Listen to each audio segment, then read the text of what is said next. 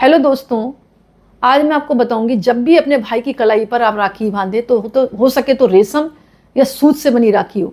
अगर वो नहीं है तो मोली बांध सकती हैं आप, बहुत शुभ होती है, इससे यश बढ़ता है भाई के जीवन में। धातुओं से बनी राखी नहीं बांधनी चाहिए। इसके अलावा हो सके तो गहरे रंग की राखी आप बांधें, जैसे लाल है, पीली है, हरी है, ऐसी राखी लाएं। इन रंगों की राखी बांधें क्योंकि ये रंग खुशहाली का प्रतीक मानी गई है।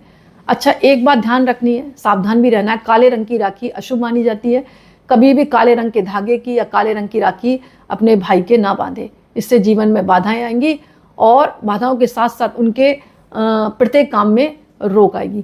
तो आप जो है, राखी का संबंध रेशम के धागे से होता है। ज़्यादा मतलब अपने आप को दिखाने के चक्कर में आप हाई फाई राखी ले आते हैं, लेकिन जहाँ तक हो इससे आप बचें।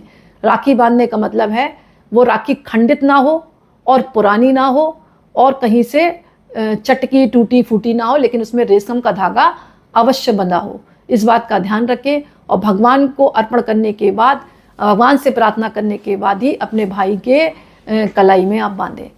और गहरे रंग की राखियाँ बांधनी है, लाल, पीली, हरी, गुलाबी, इस रंग की। इस बात को याद रखें।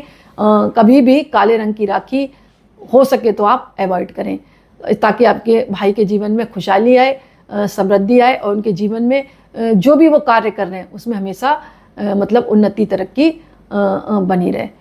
इसके अलावा मैं कहूँगी हल्दी का तिलक भी अपने भाई के आप माथे पर लगा सकते हैं। पीले रंग की मिठाई आप खिलाएं तो इससे भी उनका सौभाग्य जागृत होता है। तो हल्दी का भी आप तिलक लगा सकती हैं। इसके अलावा आप केसर का तिलक लगा सकती हैं, इससे गुरु ग्रह से जोड़ा जाता है।